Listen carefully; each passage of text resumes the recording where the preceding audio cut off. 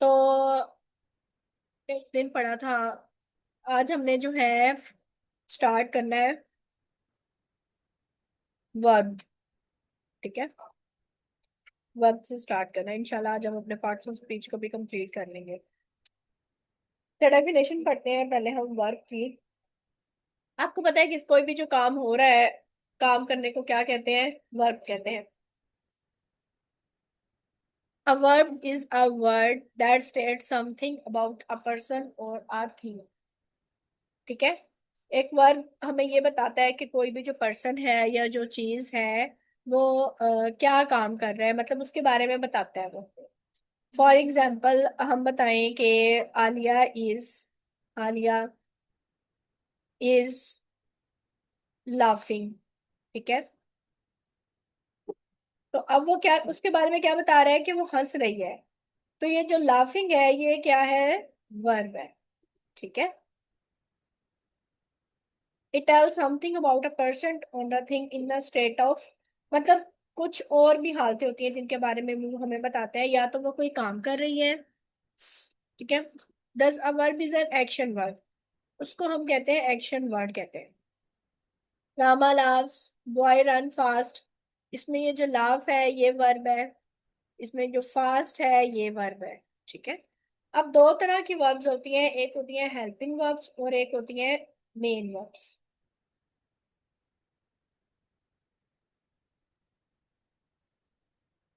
अब जैसे आप देखिए इन सम सेंटेंसेस वर्ब के दो पार्ट्स होते हैं, एक होता है हेल्पिंग वर्ब और एक होता है मेन वर्ब। जैसे कि आपके पास है she is painting a picture. अब इसमें ये जो इज है ना, ये is are am has have, ठीक है, ये सारे इन्हें हम क्या कहेंगे कि ये क्या है? हेल्पिंग वर्ब है। ठीक है, हेल्पिंग वर्ब। और अब इसमें जो आ जाता है पेंटिंग, पेंटिंग आपके पास क्या होगा? ये आपका मेन वर्ब होगा। ठीक है, इसी तरह अगर हम नेक्स्ट देखें तो Meera is singing a song, इसमें ये जो इज है ये हेल्पिंग वर्ब है और सिंगिंग क्या है आपके पास? मेन वर्ब है। अब हम जरा नेक्स्ट मूव करते हैं, हमारा मेन वर्ब भी हो गया, हेल्पिंग वर्ब भी हो गया।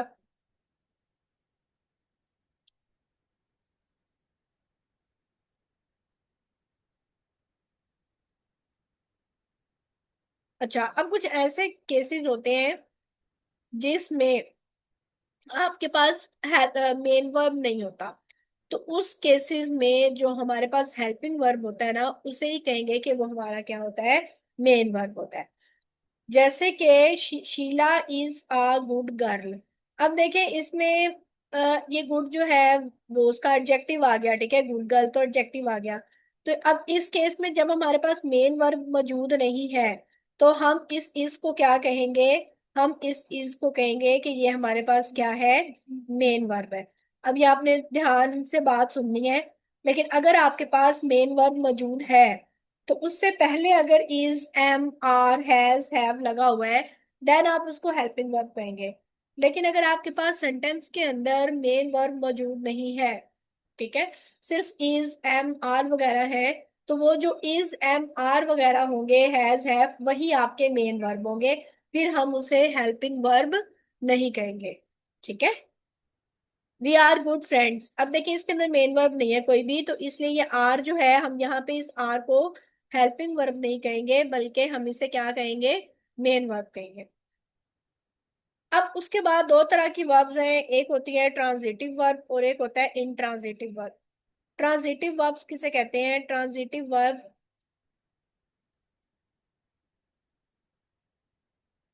मतलब जिसके लिए ऑब्जेक्ट का होना जरूरी है। ठीक है, जिसके लिए ऑब्जेक्ट का होना जरूरी है उसे हम कहते हैं ट्रांजिटिव वर्ब्स। जैसे the police man arrested the thief. अब अगर लिखें द पुलिस मैन अरेस्टेड लिख दें तो इसका तो हमें देखिए अरेस्टेड, अब किसे अरेस्ट किया? तो इसके लिए ऑब्जेक्ट का होना तो जरूरी है ना। तो इसलिए ये जो अरेस्टेड है इसे हम क्या कहेंगे? ये हमारे पास ट्रांजिटिव वर्ब है। अब इसी तरह अगर आ जाता है आपके पास मैरिड, अब किससे शादी हुई तब तक तो इसकी सेंस, तो ये मैरिड भी आपके पास क्या आ जाता है? ये भी क्या है आपके पास? ट्रांजिटिव वर्ब है। ईटिंग आ जाता है। अब क्या खाया, जब तक नहीं बताएंगे कि क्या खाया है तब तक तो उसकी सेंस कंप्लीट नहीं होती। तो ये जो ईटिंग वगैरह हो गई या रेस्टेड, ये सारे क्या है, ये ट्रांजिटिव वर्ब्स हैं। और जो इंट्रांजिटिव वर्ब्स होते हैं उनको जो है ऑब्जेक्ट की जरूरत नहीं होती। जैसे कि आपके पास है silence is golden, water boils at 100 degree centigrade, she he is laughing. ठीक है। तो यहाँ पे देखें कि इन्हें जो है ऑब्जेक्ट की जरूरत नहीं है।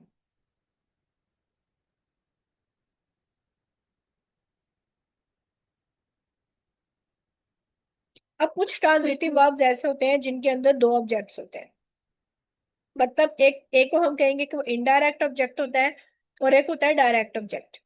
इनडायरेक्ट ऑब्जेक्ट होता है मतलब जिसने कोई काम किया है, समथिंग इज डन। और डायरेक्ट ऑब्जेक्ट होता है वो किसी भी चीज का नाम होता है। जैसे he gave me an apple. अब मी, उसने मुझे एक एप्पल दिया। अब इसमें ये जो मी है, ये भी आपको पता है कि आई की ऑब्जेक्टिव फॉर्म है, और एप्पल भी यहाँ पे क्या है, ऑब्जेक्ट है। अब इसमें दो ऑब्जेक्ट्स है, तो आपको कैसे पता चलेगा कि कौन सा इनडायरेक्ट ऑब्जेक्ट है और कौन सा डायरेक्ट ऑब्जेक्ट है। तो हमने इनडायरेक्ट ऑब्जेक्ट का कहा है कि denote the person to whom something is given. मतलब ये उस पर्सन को डिनोट करता है जिसने कोई चीज दी हो या जिसने कोई काम परफॉर्म किया हुआ हो। और डायरेक्ट ऑब्जेक्ट में होता है जो नेम होता है किसी भी चीज का। तो मी देखे, उसने मुझे एक एप्पल दिया। अब मी ने मतलब उसको एक एप्पल दिया, तो मी उस पर्सन को डिनोट कर रहा है जिसने कुछ लिया है। तो ये वाला हमारे पास मी क्या होगा, ये इनडायरेक्ट ऑब्जेक्ट होगा। ठीक है। और ये जो एप्पल है, ये यूजली द नेम है ऑफ समथिंग, तो ये हमारे पास क्या होगा, डायरेक्ट ऑब्जेक्ट होगा। ठीक है। अब उसके बाद हम देखते हैं, अब कुछ वर्ब्स ऐसी होती हैं जो कि बहुत ट्रांजिटिव भी होती हैं और इनट्रांजिटिव भी होती हैं। For example, the horse Drew the cart. ठीक है। She Drew near me. अब देखिए ये दोनों सेंस में यूज हो रहा है। इधर इसको ऑब्जेक्ट की जरूरत है, ड्रू को, लेकिन इधर इसको ऑब्जेक्ट की जरूरत नहीं है।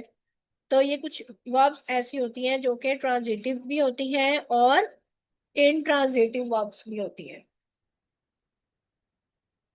अब इनट्रांजिटिव वर्ब्स को भी हम intransitive verbs becoming transitive, intransitive verb को भी हम ट्रांजिटिव बना सकते हैं। ठीक है। जब हम उसको अगर प्रपोजिशन के साथ अगर हम कंबाइन कर दें तो वो हो जाती हैं। जैसे दे लाफ्ड एट हर। ठीक है। अब लाफ्ट हमारे पास क्या था, इंट्रांजिटिव वर्ब था, लेकिन जब एट लगाया तो ये देखिए हर ऑब्जेक्ट आ गया इसके साथ। दे लाफ्ड एट हर। ठीक है। एट आ गया, प्रपोजिशन आ गया, तो आ गया आपने वो ही सॉरी शी की ऑब्जेक्टिव फॉर्म लगा दी, ये ऑब्जेक्ट आ गया। लाफ हालांकि इंट्रांजिटिव वर्ब था, इसके लिए तो ऑब्जेक्ट की जरूरत ही नहीं थी, लेकिन जब साथ प्रपोजिशन आ गया दे लाफ्ड एट। अब जब तक ये नहीं बताएंगे कि किस पर हंसा, वो हंसा, बस बात खत्म होगी। लेकिन अगर आ गया दे लाफ्ड एट, वो किस पर हंसे, जब तक हम ये नहीं बताएंगे कि वो किस पर हंसे तब तक तो जुमले की सेंस नहीं कंप्लीट होती। तो इस तरह से जो है वो इंट्रांजिटिव वर्ब्स को हम ट्रांजिटिव बना सकते हैं by when combined with a preposition, जब हम उसे किसी भी प्रपोजिशन के साथ अटैच कंबाइन करते हैं। और ट्रांजिटिव वर्ब्स को भी हम यूज कर सकते हैं intransitively. He eats bread, we eat to live, हम खाने के लिए। अब ये ईट्स ब्रेड, अब ये तो ट्रांजिटिव था, हमने इसको इंट्रांजिटिव कैसे बनाया, वी ईट टू लिव, हम जिंदा रहने के लिए खाते हैं। ठीक है। तो ये देखें ये ईट क्या बन गया, इंट्रांजिटिव बन गया। ओके।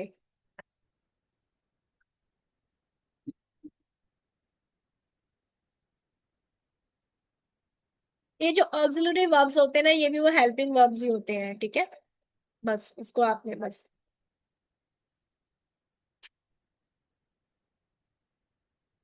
उसके बाद हम देखते हैं जरा। अच्छा, कुछ मॉडल वर्ब्स होती हैं, जैसे कि ये होता है could, may, might, shall, should, will, would, must, ought to, need, dare, ये सारी क्या होती हैं, ये मॉडल वर्ब्स होती हैं। क्लास में स्टूडेंट्स क्यों कम होते जा रहे हैं। ओके। बस ये बाकी हमारा एग्जाम पॉइंट ऑफ व्यू से इतना इम्पोर्टेंट नहीं है, इसको हमने इतना डीपली नहीं करना। अच्छा, अब हम ना जरा टेंसेस को देख लेते हैं। हमारे पास ना मतलब तीन तरह के टेंसेस होते हैं। एक हमारे पास टेंस होता है प्रेजेंट, एक होता है पास्ट और एक होता है फ्यूचर। ठीक है, तीन तरह के हमारे पास टेंसेस हैं। फर्स्ट है हमारे पास प्रेजेंट। अब आप लोगों में से स्टूडेंट्स होंगे जिनको काफी अच्छे आते होंगे। अच्छा, जो और के कुछ ऐसे होंगे जिनको मतलब टेंसेस पे इतनी ग्रिप नहीं होगी। लेकिन अगर आप लोगों को टेंसेस पे ग्रिप होगी देन ही हम आगे जो है वो वॉइसेस एक्टिव पैसिव फॉर्म और डायरेक्ट और इनडायरेक्ट कर सकेंगे। जब तक आप लोगों को इस पर ही ग्रिप नहीं होगी, टेंसेस पर ही, तब तक आप इनको जो है ना वो नहीं कर सकते। इंग्लिश के बाद जो है ना वो आप लोगों की पाकिस्तान अफेयर्स की क्लास होगी। ठीक है। अब ये भी आगे चार तरह से डिवाइड हो जाते हैं। ठीक है, प्रेजेंट इंडेफिनेट, एक होता है इंडेफिनेट। ठीक है, इंडेफिनेट।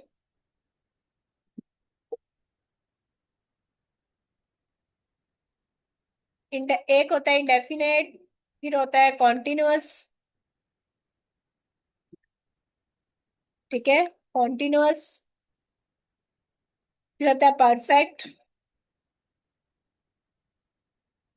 और चौथा आपके पास होगा परफेक्ट कॉन्टिन्यूअस। इसी तरह आप इन तीन करें तो आपके पास ये टोटल 12 टेंसेस बनते हैं। ठीक है, ये देखे ना, ये तीन है, तो तीनों की भी फिर आगे आप चार में डिवाइड कर दें। Present indefinite, present continuous, present perfect और प्रेजेंट परफेक्ट कॉन्टिन्यूअस। इसी तरह past indefinite, past continuous, past perfect और पास्ट परफेक्ट कॉन्टिन्यूअस। और इसी तरह future indefinite, future continuous, future perfect और फ्यूचर परफेक्ट कॉन्टिन्यूअस। तो ये टोटल आपके पास जो है वो 12 टेंसेस बनते हैं। ठीक है, टोटल आपके पास ये 12 टेंसेस बनते हैं। तो हम टेंसेस को ना, आप लोगों को शायद आते भी हो लेकिन एक दफा रिवाइज कर लेते हैं ताकि आप लोगों को ना इसके अंदर कोई भी मसला ना हो। पहले, सबसे पहले हम सिंपल प्रेजेंट टेंस को देखते हैं, जिसे हम प्रेजेंट इंडेफिनेट भी कहते हैं। पहले हम प्रेजेंट को देखेंगे, फिर हम पास्ट को देखेंगे और देन हम फ्यूचर को देखेंगे। तो आपके पास सबसे पहले जो है वो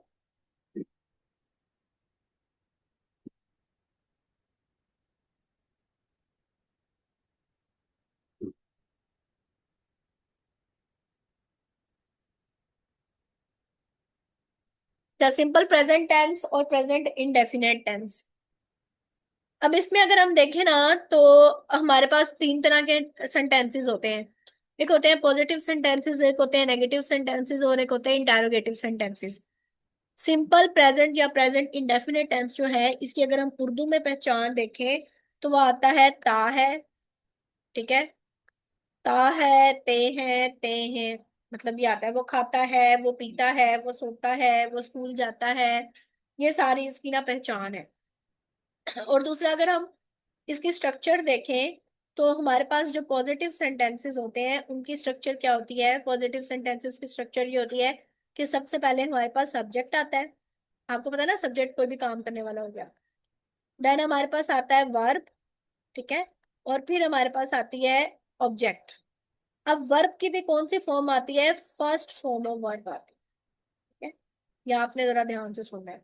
वर्ब की भी कौन सी फॉर्म आती है, फर्स्ट फॉर्म ऑफ वर्ब आती है। और उसमें भी आ जाता है कि अगर सिंगुलर होगा, अगर आपके पास सब्जेक्ट सिंगुलर होगा तो आप उसके साथ एस या ईएस का इजाफा करेंगे वर्ब के साथ। और अगर आपके पास सब्जेक्ट प्लूरल होगा देन आप कोई भी इजाफा नहीं करेंगे। ये अभी हम देख लेते हैं कि मैंने क्यों बात की। अब ये तो हो गया पॉजिटिव सेंटेंस की स्ट्रक्चर। इसके बाद आपके पास नेगेटिव सेंटेंस की स्ट्रक्चर क्या होती है। नेगेटिव सेंटेंस की स्ट्रक्चर होती है सब्जेक्ट प्लस हेल्पिंग वर्ब। ठीक है, उसके बाद आपके पास आता है सॉरी वर्ब, और फिर आपके पास आता है ऑब्जेक्ट। ठीक है, वर्ब के बाद आपके पास आता है ऑब्जेक्ट।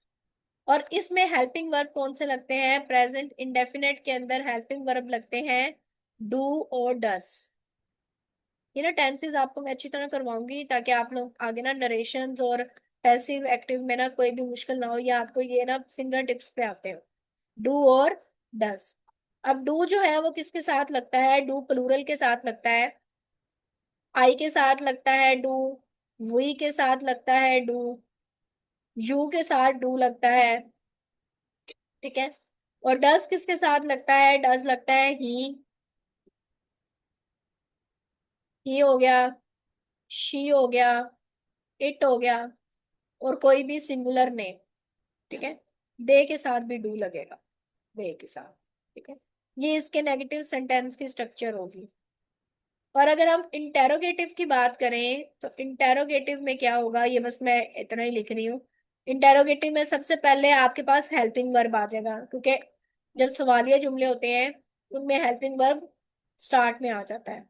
और आपको पता है हेल्पिंग वर्ब डू और डज ही लगने हैं।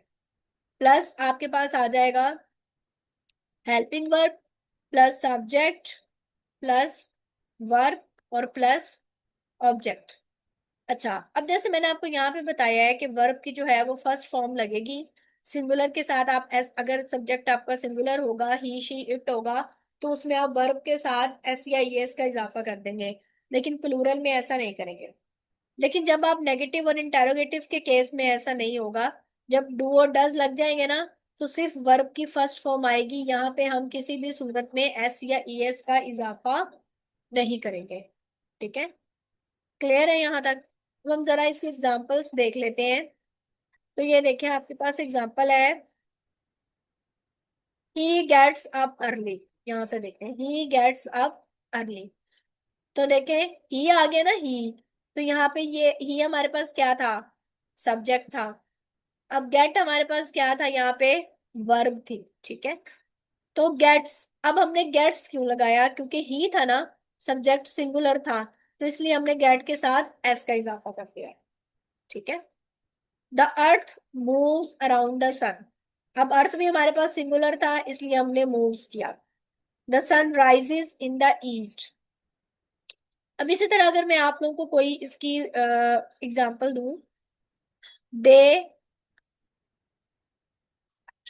देखिए दे दे प्ले। ठीक है, वो खेलते हैं। अब देखिए डे के साथ मैंने यहाँ पे एस का इजाफा नहीं किया। ठीक है, क्योंकि प्लूरल आ गया। अब ये सिंपल सेंटेंस था। अगर हमने इसका नेगेटिव बनाना हो तो इसका नेगेटिव कैसे बनेगा? बताएं जरा कमेंट में।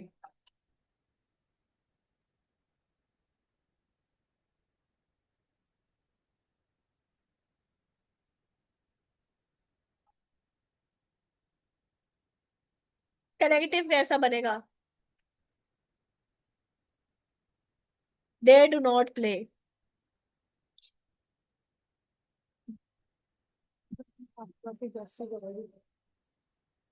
ठीक है, दे डू नॉट प्ले। और अगर हमने इसका बनाना हो इंटेरोगेटिव, तो बाकी भी जवाब देना सब में, इसमें इस तरह जब तक आप सब टेक पार्ट नहीं करेंगे, ये आपका टेंसेस आपको क्लियर नहीं होंगे। Do they play. ठीक है, और लास्ट में आप क्या लगा देंगे? इसमें क्वेश्चन मार्क लगा देंगे। इसी तरह अगर एक और सेंटेंस में आप लोगों को दूं, ही ही टेक्स ही टेक्स ब्रेकफास्ट। देखिए ही के साथ टेक्स इसलिए आया क्योंकि ही सिंगुलर था। अब आप इसका नेगेटिव बनाएं, ही टेक्स ब्रेकफास्ट का आप सिंगुलर बनाएं।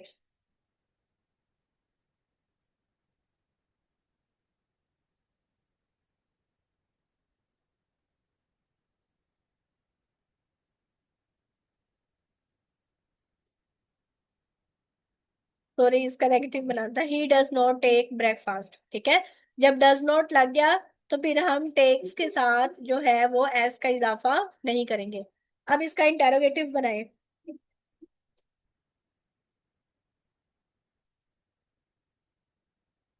अब आप लोग इसका इंटेरोगेटिव बनाए। Does he take breakfast? Yes. आप अपना माइक ऑन करके भी जवाब दे सकते हैं, वो कोई मसला नहीं है। जी, does he take breakfast. Okay. चलो, ये तो हो गया प्रेजेंट इंडेफिनिट टेंस। आगे हम प्रेजेंट कॉन्टिन्यूस देखते हैं। अब प्रेजेंट कॉन्टिन्यूस की जो, इसमें आपने क्या करना है, इसमें जो सिंपल सेंटेंस होगा उसकी स्ट्रक्चर क्या होगी? सबसे पहले सब्जेक्ट आएगा, फिर आपके पास हेल्पिंग वर्ब आएगा, ठीक है। फिर आपके पास फर्स्ट फॉर्म, ठीक है, first first form of verb plus ING, ठीक है, first form of verb plus ING आएगा। और लास्ट में आपके पास क्या आ जाएगा? ऑब्जेक्ट आ जाएगा।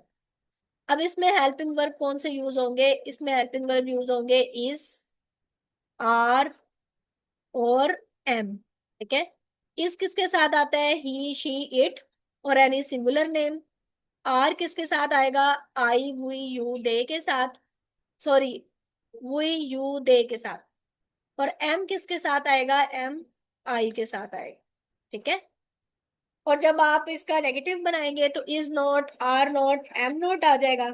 और जब आप इसका इंटेरोगेटिव बनाएंगे तो इज, आर, एम जो है वो स्टार्ट में आ जाएंगे। और वही फर्स्ट फॉर्म प्लस आईएनजी जो है वो ऑल सेंटेंसेस में लगेगी। इसके हम एग्जाम्पल देखते हैं। तो इसकी एग्जाम्पल है Mohan is singing a song. ये देखिए, मोहन आ गया, मोहन के साथ इज आ गया, और यहाँ पे फर्स्ट फॉर्म प्लस आईएनजी आ गया। अच्छा, अब आप इसका बनाए जरा, नेगेटिव बनाए, शी इज कमिंग। इसका जरा नेगेटिव बनाए, नेगेटिव भी बनाए और इंटेरोगेटिव भी बनाए। She is coming, she is not coming, ठीक है। और इसका इंटेरोगेटिव भी बनाए। ये नहीं है इकरामुल्ला, ये दोनों ही हो जाएंगे, इज शी नॉट कमिंग, या नेगेटिव और इंटेरोगेटिव कंबाइन हो गया, ठीक है। इज शी कमिंग, ठीक हो गया। चले, ये भी आई थिंक सो आप लोगों को क्लियर है। नेक्स्ट जो टेंस है वो है present perfect tense. Present perfect tense के अगर आप स्ट्रक्चर देखें तो इसका जो सिंपल सेंटेंस होता है उसकी स्ट्रक्चर होती है, सबसे पहले सब्जेक्ट आता है, उसके बाद आपके पास हेल्पिंग वर्ब आते हैं, ठीक है। फिर आपके पास थर्ड फॉर्म ऑफ वर्ब आती है, ठीक है, थर्ड फॉर्म ऑफ वर्ब आती है। और फिर आपके पास प्लस ऑब्जेक्ट होता है। अब इसमें हेल्पिंग वर्ब कौन से लगते हैं? इसमें हेल्पिंग वर्ब लगते हैं हैज और हैव, ठीक है। इसमें जो हेल्पिंग वर्ब लगते हैं वो है हैज और हैव। अब हैज किसके साथ लगता है? ही, शी, इट के साथ। और हैव किसके साथ लगता है? आई, वी, यू, दे के साथ। अब यहाँ पे अगर हम सेंटेंस देखें तो हमारे पास है द सन हैज सेट। सन है तो इसके साथ क्या आ गया? हैज आ गया। I have done my lesson. I have, I था तो हैव आ गया इसके साथ। डन थर्ड फॉर्म है डू की। I have done my lesson का नेगेटिव और इंटेरोगेटिव बनाए। Hurry up. I have done my lesson का नेगेटिव और इंटेरोगेटिव बनाए।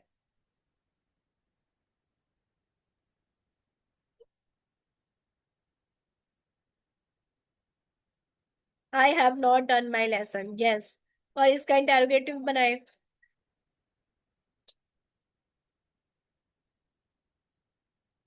Have I done my lesson, yes. Okay. Next tense देखते हैं हम लोग। नेक्स्ट टेंस है हमारा present perfect continuous tense. Present perfect continuous tense जो है, ठीक है, ये हमें बताता है कि कोई भी जो एक्शन था वो पास्ट में स्टार्ट हुआ है और अभी प्रेजेंट में कंटिन्यू है, ठीक है। तो अगर हम इसकी स्ट्रक्चर देखें तो इसमें सबसे पहले सब्जेक्ट आता है, फिर इसमें हेल्पिंग वर्ब आते हैं, देन इसके अंदर फर्स्ट फॉर्म प्लस आईएनजी आता है, ठीक है, फर्स्ट फॉर्म प्लस आईएनजी। फिर इसमें जो है सिंस और फोर यूज होता है, वो मैं आपको बताती हूँ उसके सिंस किसके लिए यूज होता है और फोर किसके लिए यूज होता है।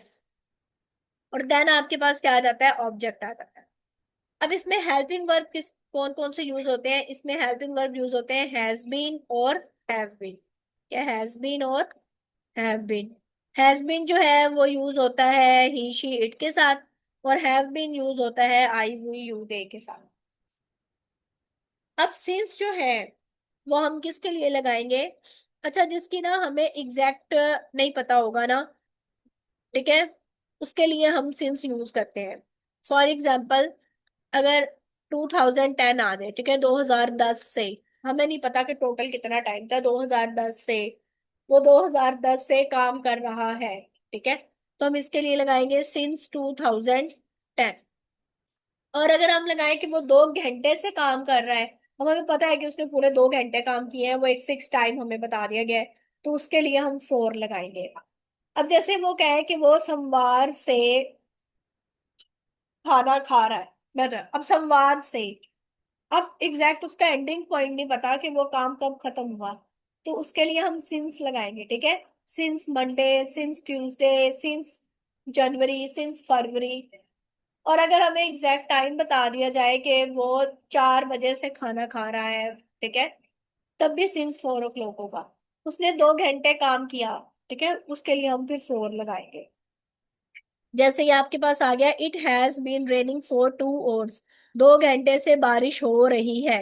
इट था तो इसके साथ हैज बीन यूज हो गया, और साथ इसके आपके पास फर्स्ट फ्रॉम प्लस आईएनजी आ गया, और 2 आवर्स थे, ठीक है, 2 घंटे से, तो हमें इसका एंडिंग पॉइंट, स्टार्टिंग और एंडिंग पॉइंट दोनों पता है कि 2 घंटे है, तो इसके लिए हमने क्या लगा दिया, 4 लगा दिया, ठीक है।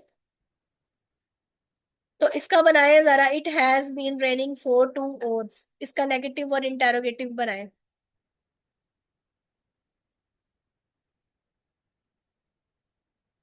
जी डेज के लिए हाँ जी यही होगा, सिंस मंडे, सिंस ट्यूसडे। अगर आ जाता है कि वो 2 दिन से, तो फिर 4 आएगा, ठीक है। अगर ये बात आ जाए कि वो 2 दिन से, वो 3 दिन से, ठीक है, तो तब हम कहेंगे कि वो फॉर 2 डेज, फॉर 3 डेज। लेकिन आ जाए मंडे से, ट्यूसडे से, तो फिर हम इसका करेंगे since Monday, since Tuesday, since Wednesday, ठीक है, इस तरह से करेंगे।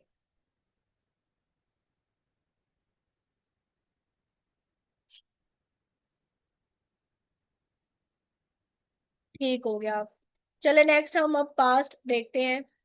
पास्ट हमारे पास क्या है, इसके आप प्रैक्टिस करेंगे ना तो ये आपको क्लियर हो जाएगा।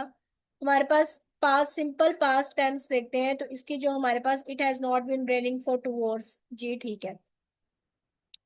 अब इसके बाद सिंपल पास्ट हमारे पास क्या है, अगर हम इसकी स्ट्रक्चर देखें, सिंपल पास्ट टेंस की अगर हम स्ट्रक्चर की बात करें, तो सबसे पहले हमारे पास इसमें सब्जेक्ट होता है, ठीक है। फिर हम इसमें, हमारे पास सिंपल टेंस में second form of verb use होती है, ठीक है, second form of verb use होती है, और प्लस हमारे पास ऑब्जेक्ट आता है, इसमें हमारे पास हेल्पिंग वर्ब नहीं आता।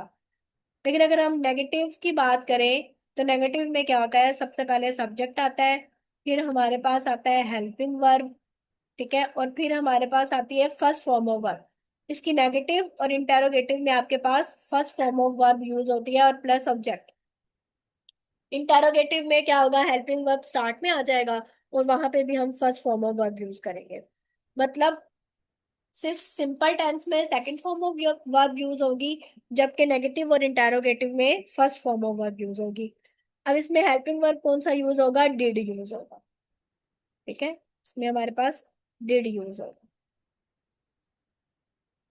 ये देखिए जरा, आई सा हिम यस्टरडे। अब देखिए आई आ गया, सा क्या है, सी की second form.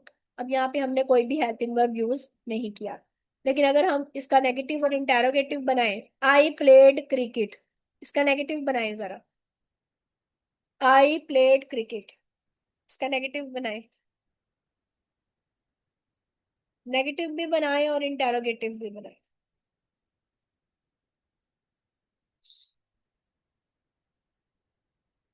I did not play cricket, yes, जब डिड आ गया ना, डिड, तो तब हम प्लेड नहीं करेंगे बल्कि हम प्ले करेंगे, ठीक है। बाकी भी जवाब देना, सिर्फ इकरामुल्लाह और नाजिम ही जवाब दे रहे हैं, बाकी अक्सर आप भी इसमें टेक पार्ट करें। Do did I play cricket, yes. Okay, ये भी आई थिंक आप लोगों को हो गया है क्लियर। आगे है past continuous tense. Past continuous tense की स्ट्रक्चर क्या होती है, कि इसमें सबसे पहले स्टार्टिंग में सब्जेक्ट आता है, फिर हमारे पास हेल्पिंग वर्ब आता है, ठीक है, फिर हमारे पास इसमें आ जाता है फर्स्ट फॉर्म प्लस आईएनजी, ठीक है, फर्स्ट फॉर्म प्लस आईएनजी, और लास्ट में हमारे पास आता है ऑब्जेक्ट। अब इसमें हेल्पिंग वर्ब कौन से यूज होते हैं? पास्ट कंटिन्यूअस में जो हेल्पिंग वर्ब यूज होते हैं वो है वाज और वर। ठीक है, वाज और वर। वाज सिंगुलर के साथ आता है, ही शी इट के साथ वाज आएगा आपके पास, और आई वी यू दे के साथ आपके पास वर आएगा। अगर हम इसकी एग्जांपल देखें तो हमारे पास ना यहाँ पे एग्जांपल है इसकी, शी वॉज सिंगिंग। ठीक है, वो गा रही थी। अब इसका जरा नेगेटिव और इंटेरोगेटिव बनाएं, शी वॉज सिंगिंग का। शी वॉज सिंगिंग का नेगेटिव और इंटेरोगेटिव बनाएं।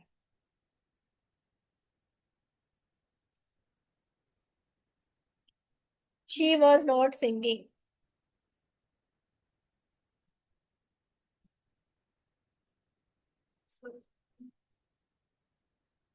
उसके बाद आपके पास आ जाता है पास्ट परफेक्ट टेंस। अब पास्ट परफेक्ट टेंस की अगर हम स्ट्रक्चर की बात करें, जी ठीक है, शी वॉज नॉट सिंगिंग। और अगर हम इसका इंटेरोगेटिव बनाएंगे तो आ जाएगा was she singing. Present perfect की जो आपके पास स्ट्रक्चर होती है वो होता है, सबसे पहले आ जाता है आपके पास सब्जेक्ट, फिर आ जाता है आपके पास हेल्पिंग वर्ब, फिर आपके पास आती है थर्ड फॉर्म ऑफ वर्ब। ठीक है, और फिर प्लस ऑब्जेक्ट। अब इसमें हेल्पिंग वर्ब कौन सा यूज होता है? हैड होता है। ठीक है, सिंगुलर प्लूरल दोनों के साथ इसमें हैड यूज होता है। जैसे कि आपके पास यहाँ पे है, the train had left, the train had left. इसका बनाया नेगेटिव और interrogative, the train had left.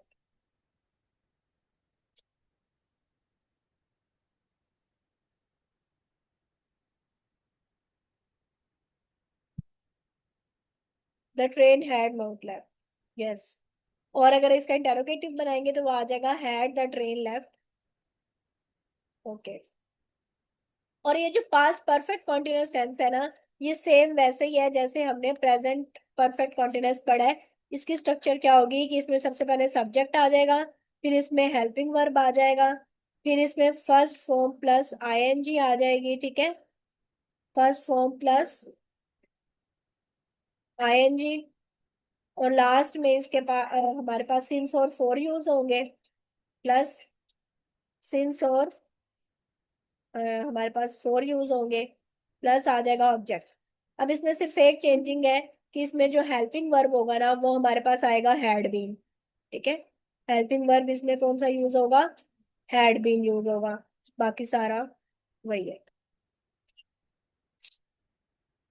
जी, जैसे आपके पास आ जाता है यहाँ पे एग्जांपल देखें, I had been writing for an hour. ठीक है, I had been writing for an hour, मैं 1 घंटे से लिखता रहा हूँ। उसके बाद हमारे पास अब फ्यूचर टेंस है। फ्यूचर में आप देखें, सिंपल फ्यूचर की जो स्ट्रक्चर होती है ना, इस इसकी होती है, सबसे पहले आपके पास सब्जेक्ट होता है, फिर आपके पास हेल्पिंग वर्ब होता है, फिर आपके पास जो है वो इसमें first form of verb use होती है, प्लस आपके पास ऑब्जेक्ट होता है। हेल्पिंग वर्ब कौन से यूज होते हैं? सिंपल फ्यूचर में जो आपके पास हेल्पिंग वर्ब यूज होते हैं ना, वो आपके पास होते हैं विल और शैल। आई और वी के साथ हम शैल लगाते हैं, बाकी सबके साथ विल लगाते हैं। जैसे कि आपके पास आ जाता है, देखें, we shall go there next week, Meena will come here. ठीक है, तो ऐसे ये सारे क्या है? फ्यूचर, सिंपल फ्यूचर इंडेफिनेट हो गए। फिर हमारे पास फ्यूचर कॉन्टिन्यूअस है, फ्यूचर परफेक्ट है, और फ्यूचर परफेक्ट कॉन्टिन्यूअस है। फ्यूचर कॉन्टिन्यूअस में क्या होगा? फ्यूचर कॉन्टिन्यूअस में सबसे पहले आपके पास सब्जेक्ट होगा, उसके बाद आपके पास इसकी स्ट्रक्चर में जो है वो यूज होगा हेल्पिंग वर्ब। हेल्पिंग वर्ब फिर आपके पास यूज होती है फर्स्ट फॉर्म प्लस आईएनजी। ठीक है, फर्स्ट फॉर्म प्लस आईएनजी, और फिर आपके पास यूज होती है ऑब्जेक्ट। अब इसमें हेल्पिंग वर्ब आपके पास क्या यूज होता है? इसमें आपके पास हेल्पिंग वर्ब यूज होता है शैल बी। ठीक है, शैल बी और विल बी यूज होता है। आई और वी के साथ शैल बी, और बाकी सबके साथ विल बी। ये देखिए, शी विल बी सिंगिंग, ये आपके पास फ्यूचर कॉन्टिन्यूस टेंस का है।